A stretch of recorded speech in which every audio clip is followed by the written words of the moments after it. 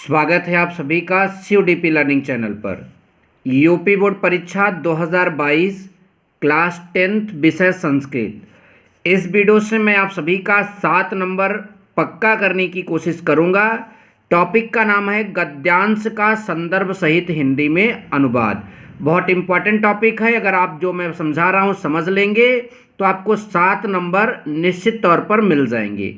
देखिए, आपके संस्कृत के बोर्ड पेपर में जो है 18 क्वेश्चन आएंगे और पहला क्वेश्चन संदर्भ गद्यांश का संदर्भ सहित हिंदी में अनुवाद होता है। ठीक है, तो ये हमारे इस चैनल पर आपको 18 वीडियो मिलेगी और हर वीडियो में हर मतलब कि टॉपिक का प्रश्न होगा। दूसरे वीडियो में आपका पाठ का सारांश हम आपको बहुत ही अच्छे से ट्रिक के जरिए समझाएंगे। देखिए, वैसे तो बहुत पाठ हैं आपके मतलब संस्कृत के गद्य खंड में, लेकिन जिन पाठ का लगातार पूछा जा रहा है, बार बार पूछा जा रहा है, मैं उसकी बात यहाँ पर करूँगा। सबसे पहला पाठ इसमें है कवि कुल गुरु कालिदासः, दूसरा नैतिक मूल्यानि, तीसरा संस्कृत भाषायाः गौरवम और आपका अगला है लोकमान्य तिलकः। ये आपके 4 पाठ हैं। तो इन पाठों का जो गद्यांश देगा उसका व्याख्या करने से पहले, अनुवाद करने से पहले संदर्भ भी लिखना पड़ेगा। तो संदर्भ कैसे लिखना है मैं आपको बता रहा हूँ। जैसे कालिदास वाले पाठ का कोई आ गया गद्यांश, तो आप सभी को लिखना होगा प्रस्तुत गद्यांश हमारी पाठ्य पुस्तक संस्कृत के गद्य खंड या गद्य खंड जो है गद्य भारती में संकलित कवि कुल गुरु कालिदास नामक पाठ से लिया गया है। ऐसे इसमें भी क्या करोगे, गद्य भारती में संकलित नैतिक मूल्यानि नामक पाठ से लिया गया, ऐसे इसका। तो संदर्भ लिखना आपके लिए आसान हो जाएगा। 1 या 2 नंबर शायद संदर्भ का मिलता है, तो यहां आप क्लियर कर लोगे। अब उसके बाद कौन से इंपॉर्टेंट इन चैप्टरों की कौन से इंपॉर्टेंट गद्यांश है, अब इसके बारे में बात करते हैं। तो देखिए, विद्या आप खोल लीजिएगा या फिर कोई भी आप जो नोट्स लेकर पढ़ रहे हैं उसको खोल लीजिएगा। ये वाला इंपॉर्टेंट है और संदर्भ हमने आप सभी को समझा दिया। अब इसका अनुवाद कैसे करना है बस देखते जाओ और सीखते जाओ। देखिए, प्रसंग में इसमें कालिदास की प्रशंसा की गई है क्योंकि कालिदास के बारे में बताया गया, तो प्रसंग आप यहाँ पर लिखेंगे। अब कैसे, जैसे ये पहला यहाँ से यहाँ तक के वाक्य का हम कैसे मतलब के अनुवाद करेंगे। लिखा है महाकवि कालिदासः, तो क्या हो जाएगा इसका, महाकवि कालिदास।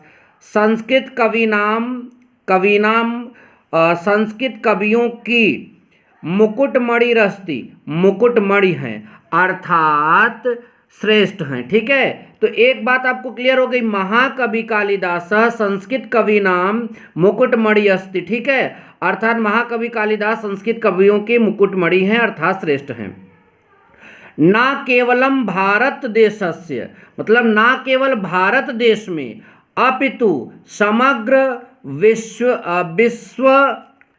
मतलब समस्त विश्वोत्कृष्ट कविषु, मतलब समग्र विश्व के ये उत्कृष्ट कवि हैं। देखिए, इसका अर्थ आगे ऐसे लिखा होगा, लिखा है केवल भारत देश की नहीं अपितु संपूर्ण संसार के उत्कृष्ट कवियों में से अद्वितीय हैं। क्योंकि आगे देखिए यहाँ पर लिखा है एकमतो मस्ति का मतलब होता है अद्वितीय, इनके सिवाय कोई और नहीं है।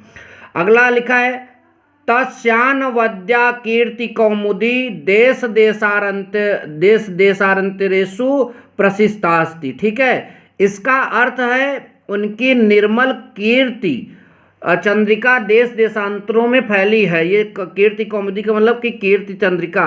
तो देखिए, लिखा है उनकी निर्मल कीर्ति चंद्रिका देश देशांतरों में फैली है और भारत देश में जन्म प्राप्त करके, आगे लिखा है भारत देशे जन्मलाब्धि स्वकवि कर्मणा देववाणी मंगल कुर्वाणः स न केवल भारतीय कवि अपितु विश्व कवि रीते सौंदर्यार्यन्ते। ठीक है, इसका मतलब हुआ कि यहाँ पर लिखा है भारत देश में जन्म प्राप्त करके कवि कर्म मतलब कविता से देववाणी अर्थात संस्कृत भाषा को अलंकृत करते हुए न केवल भारतवर्ष के ही अपितु विश्व कवि के रूप में उनका आदर मतलब किया जाता है, सब करते हैं। ठीक है, आई होप कि आप सबको ये समझ में आया।